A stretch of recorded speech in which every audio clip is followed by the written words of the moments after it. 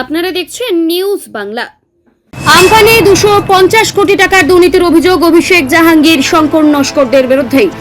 বুঝতে পেরেছো? তার টোটাল এইখানটায় যে আমরা অভিযোগ করেছি অভিষেক ব্যানার্জি, আমার জাহাঙ্গীর খান, এমএলএ যে রয়েছে কি শঙ্কর নস্কর না কি নাম, শঙ্কর নস্কর, যত পঞ্চায়েত, তার 18 সালে পঞ্চায়েত ওরা করতে দেয়নি। তাহলে এই তদন্তের মাধ্যমে আমরা টোটাল মানে আমি এমন একটা জাল ফেলেছি, একসঙ্গে সব ঢুকবে। বুঝতে পারছি? অলরেডি বিষ্ণুপুর থানা পুরো এফআইআর হয়ে গেছে অভিষেকের নামে, এডিএম এর নামে, ভিডিও নামে, এসডিও নামে। এই অভিষেক এবং এমএলএ জাহাঙ্গীর, শঙ্কর নস্কর এবং জাহাঙ্গীর খানের যত কর্মদক্ষ ছিল জেলা পরিষদের এবং পঞ্চায়েত যারা প্রধান, উপপ্রধান, সদস্য, সমিতি সদস্য। ফলতা থানায় অভিযোগ, আমফান ঘূর্ণিঝড়ের ক্ষতিপূরণ প্রকল্পে প্রায় 250 কোটি টাকার দুর্নীতির অভিযোগ তুলে ফলতা থানার ডায়মন্ড হারবার লোকসভা কেন্দ্রের বিজেপি প্রার্থী অভিজিৎ দাস। অ্যাকচুয়ালি আমফানের সময়, আমফানে যে ঝড়টা হয়েছিল সেই ঝড়েতে প্রচুর পরিমাণে টাকা অ্যালটমেন্ট হয়েছিল। সেন্ট্রাল গভর্নমেন্টের প্রায় 3,500 কোটি টাকা এবং স্টেট গভর্নমেন্টের প্রায় 6,500 কোটি টাকা। এই যে 10,000 কোটি টাকাটা কোথায় গেল, এটা নিয়ে আমি ইনভেস্টিগেশন শুরু করেছিলাম। তো করতে গিয়ে আমার কাছে কিছু ফাইল আসে, তাতে দেখা যায় যে ঘর বাবদ যে 20,000 টাকা করে দেওয়া হয়েছিল ডায়মন্ড লোকসভার মধ্যে, সেখানটা এবং আংশিক ক্ষতির জন্য 5,000 টাকা, সেখানে প্রায় 250 কোটি টাকা একটা দুর্নীতি। একই রকম মৎস্য চাষিদের জন্য এই দক্ষিণ চব্বিশ ব্লকে একটা টাকা দেওয়া হয়েছিল, সেখানেও দেখলাম একটা বিশাল পরিমাণে দুর্নীতি। তো সেই দুটো বিষয় নিয়ে আমি আজকে কমপ্লেন জমা দিলাম এবং এফআইআর স্টার্ট হবে। শুক্রবার তিনি অভিযোগ দায়ের করেন। অভিজিতের দাবি, আমফানের পর ক্ষতিগ্রস্তদের জন্য বরাদ্দ অর্থ বন্টনে ব্যাপক অনিয়ম হয়েছে।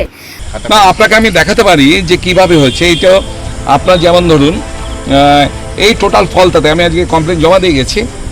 তো এখানে ফলতাতে আমার টোটাল, এখানে ওরা হাউস হোল্ড দেখিয়েছে 39,041টা, মানে ফুলি ড্যামেজ হচ্ছে 16,788 এবং পার্টলি ড্যামেজ হচ্ছে 22,253। তার বাবদ 44,70,25,000 টাকা স্যাংশন হয়েছে।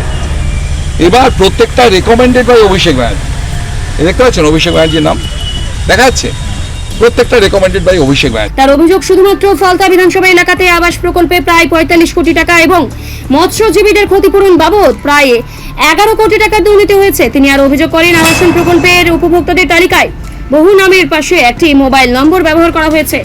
পাশাপাশি যেখানে কাকদ্বীপ, সাগর ও নামখানার মতো এলাকায় মৎস্যজীবীর সংখ্যা বেশি, সেখানে তুলনামূলকভাবে কম মৎস্যজীবী বেশি থাকায় ফলতা এলাকায় প্রায় 10,000 মৎস্যজীবীকে ক্ষতিপূরণ দেওয়া হয়েছে বলেও দেখানো হয়েছে। তখন দেখা যাচ্ছে যে একই নাম্বারে, একই মোবাইল নাম্বারে, দেখুন একই মোবাইল নাম্বার, প্রত্যেকটা একই মোবাইল নাম্বার, তাতে খ্রিস্টান, হিন্দু, মুসলিম সকলের নাম রয়েছে। অর্থাৎ একটা মোবাইল নাম্বারে 125-30 জনের নাম ঢুকিয়ে দেওয়া হয়েছে, একটা ব্যাংকের অ্যাকাউন্টে প্রতি 30 জনের নাম ঢুকিয়ে দেওয়া হয়েছে। একই নামে 15টা-20টা করে নাম রয়েছে, একই নাম। তো এই টোটালটা আমি তো 3 রাত জেগেছিলাম এটাকে পুরো ছানতে গিয়ে আর কি। তা দেখে আমি অবাক হয়ে গেলাম যে কিভাবে গরিব মানুষের জন্য যারা আমফানে প্রকৃত ক্ষতিগ্রস্ত, তাদের টাকাগুলো এই অভিষেক ব্যানার্জি মানে ভাইপো এবং তার গ্যাংয়েরা মিলে লুট করেছে, এবং সেটা প্রশাসনের একটা পক্ষের সহযোগিতায়। এই জন্য এডিএম ডেভেলপমেন্ট যিনি ছিলেন সাগর চক্রবর্তী, তার নামও আমি এফআইআর অভিযোগপত্রে আমি দিয়েছি। অলরেডি বিষ্ণুপুর থানায় একটা কেস স্টার্ট হয়েছে, আর ফলতা থানায় যেতে কেস স্টার্ট হয় তার জন্য আমি। কতজনের নামে কেস করলেন আজকে? এখানে অ্যাকচুয়ালি কেস বলতে গেলে এখানে তো অভিষেকের তো নাম থাকছেই, এছাড়া কর্মদক্ষ ছিল জাহাঙ্গীর খান, জাহাঙ্গীর খানের নাম তো থাকছেই। এখানকার এমএলএ যিনি ছিলেন শঙ্কর নস্কর, তার নাম রয়েছে। এছাড়া প্রত্যেক পঞ্চায়েত প্রধান, উপপ্রধান, পঞ্চায়েত সমিতির যারা রয়েছিলেন কর্মদক্ষ, তারা, পঞ্চায়েত সমিতির সভাপতি, জেলা পরিষদের যে এখান থেকে রিপ্রেজেন্টেটিভ ফলতা থেকে যে 3 জন হয়েছে, যে কজন তারা, এবং BDO, SDO, ADM ADM development, তাদের প্রত্যেকের নামই রয়েছে। বিজেপি প্রার্থীর দাবি, এই সব তথ্যই বৃহৎ আর্থিক অনিয়মের ইঙ্গিত দিচ্ছে এবং আমফান ত্রাণ ও ক্ষতিপূরণ প্রকল্পে কয়েকশো কোটি টাকার দুর্নীতি হয়েছে। ঘটনায় সাংসদ অভিষেক বন্দ্যোপাধ্যায়, জাহাঙ্গীর খান, ফলতার বিধায়ক শঙ্কর কুমার নস্কর সহ একাধিক ব্যক্তির বিরুদ্ধে অভিযোগ দায়ের করা হয়েছে। দেখুন, শুধু এই তো টাকার পরিমাণ তো বিভিন্ন, যেমন রাস্তার জন্য রয়েছে 3 লাখ টাকা করে প্রত্যেকটা জায়গায় দেওয়া হয়েছিল, এর পরিমাণ হচ্ছে ধরুন কয়েকশো কোটি টাকা।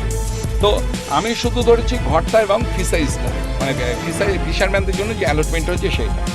তো এইটা হচ্ছে আপনার ঘরের যেমন দুর্নীতি, সে যখন ফিশারম্যানেরটা আমি দেখাচ্ছি যে সেখানে কীরকমভাবে এরা দুর্নীতিটা করেছে।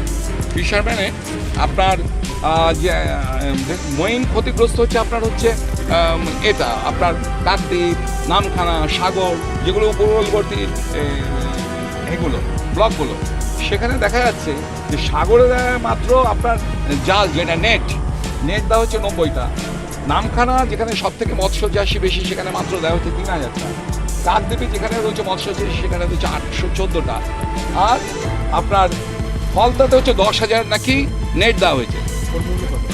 এই 10,000 মূল্যর নিয়ার অ্যাবাউট প্রায় আপনার 1 কোটি টাকার উপর তো হবে। এই হ্যাঁ, প্রায় 10 কোটি 80 লাখ টাকার মতো এখানটায় করা হয়েছে।